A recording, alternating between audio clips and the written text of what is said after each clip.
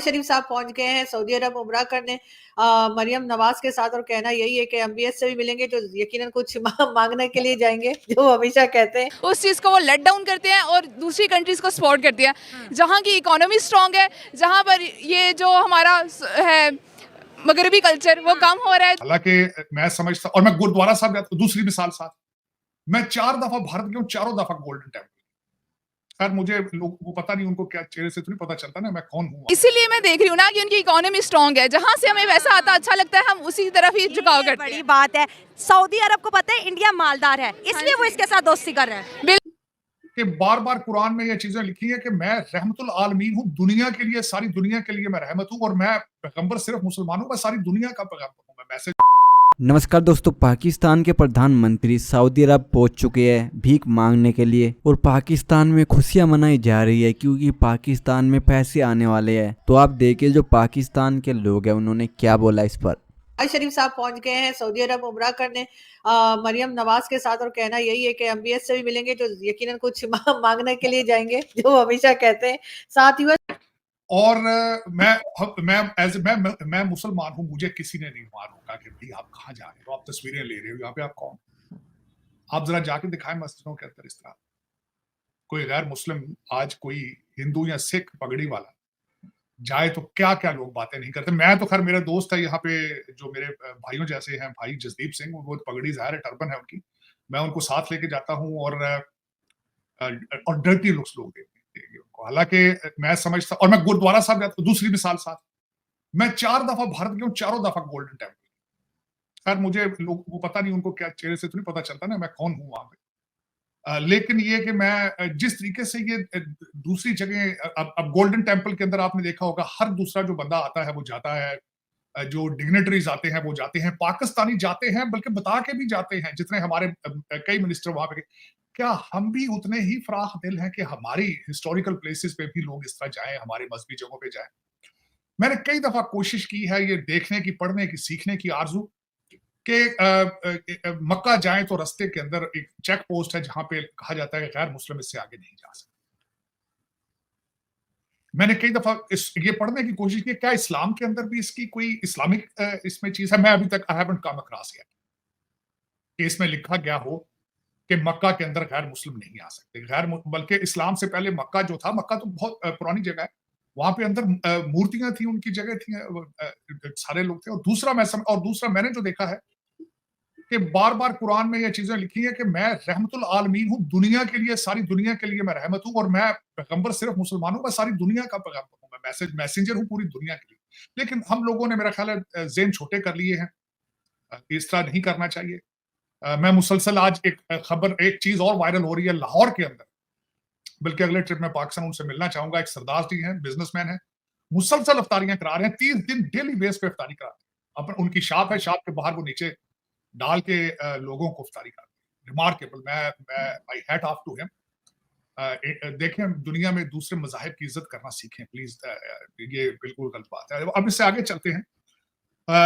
थोड़ा सा इसमें बताना चाहूंगा बैकग्राउंड इसका। इस वक्त हाई अलर्ट पे है अमेरिका, वो किस तरह आया, इस पॉइंट पे किस तरह पहुंचा है कि पिछले मंडे को इजराइल ने अटैक किया है सीरिया के अंदर। ईरानी जो उनका कौंसल जनरल एम्बेसी थी, और वहां पे 2 सिग्निफिकेंट कमांडर जो थे, एक का नाम मोहम्मद रजा जाहिदी था, और दूसरे का नाम था मोहम्मद हादी हाजी रहीमी। काफी सीनियर थे अल कुद्स फोर्स के, और दोनों को मारा गया, साथ इनके और लोग भी 7-10 मारे गए।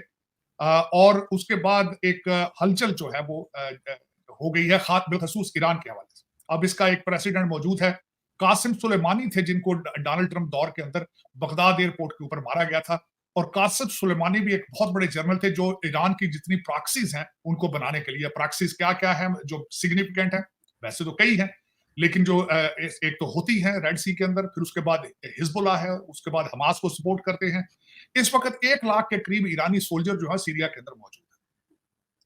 तो जब उन पे अटैक किया गया है तो उस पे ईरान रिटेलिएट करेगा। कासिम सुलेमानी पे भी उन्होंने रिटेलिएट किया था, बल्कि उस पे रिटेलिएट नहीं किया था, पिछले दिनों उनकी बरसी थी 3 साल, उसके ऊपर कोई ब्लास्ट हुआ था, उस पे भी रिटेलिएट उन्होंने किया। बल्कि यहां तक बात की जाती है जो पाकिस्तान के ऊपर अटैक किया गया था वो उसी कासिम सुलेमानी की बरसी के ऊपर जो अटैक था उसके रिटेलिएशन था।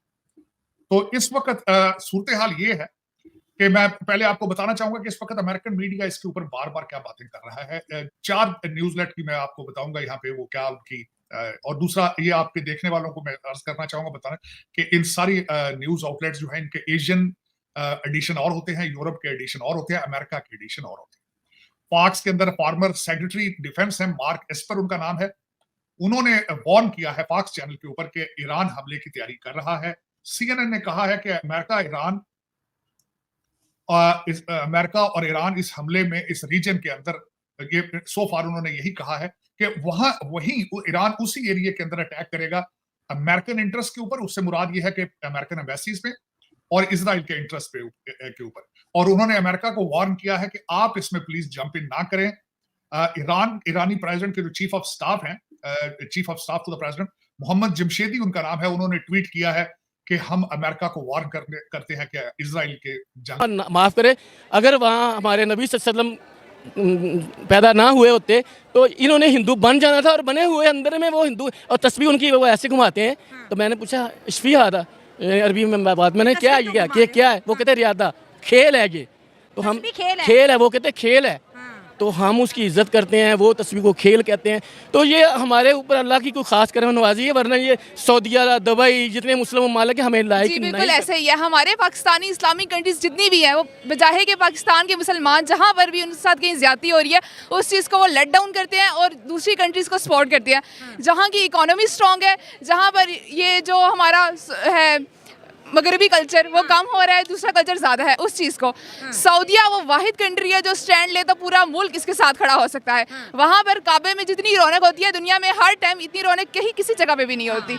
वहाँ पर जितने मुसलमान स्टैंड ले सकते हैं, बात कर सकते हैं, इतना कोई भी नहीं। लेकिन वहाँ पर जस्ट इबादत भी एक सिस्टम बनाया हुआ है कि आए करें, उसके अलावा पाकिस्तान को कोई अहमियत नहीं दी जाती।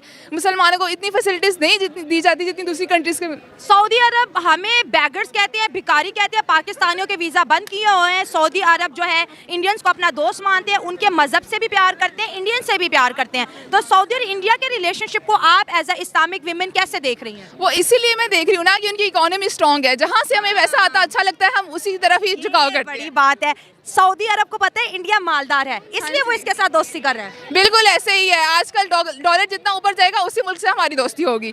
और ये इंडियन कल्चर जो है वो वैसे भी इस चीज़ को प्रमोट कर रहा है कि जो मुस्लिम है वो कम हो और सारी कंट्रीज इस चीज़ को सपोर्ट करें। पाकिस्तानी वहाँ जाते हैं तो वो कहते हैं हैया हैया, मतलब चीज़ों को टच भी ना करें। और दूसरी कंट्रीज जो है सऊदी अरब पाकिस्तानी को देख के हैया हैया करते हैं। ऐसे ही है, पता नहीं क्या क्या नहीं कहते। हैया हैया का मतलब क्या है? ये अफ्रीका के जंगलों से आए हैं, क्या मतलब है? उसका मतलब ये है कि पाकिस्तानी जो है वो हर चीज़ से दूर रहे, बस वो वहाँ पर कोरोना वायरस की तरह सऊदी अरब की हर चीज से पाकिस्तानी हैया हैया दूर है। हाँ जी ऐसे ही है यार